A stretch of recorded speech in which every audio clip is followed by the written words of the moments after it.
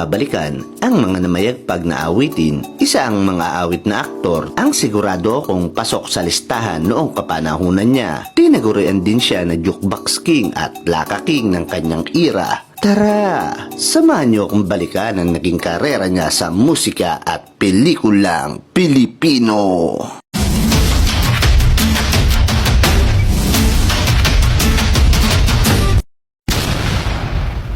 Siya ay si Victor Nobleza Wood o mas kilala natin bilang si Victor Wood sa kanyang mga likha.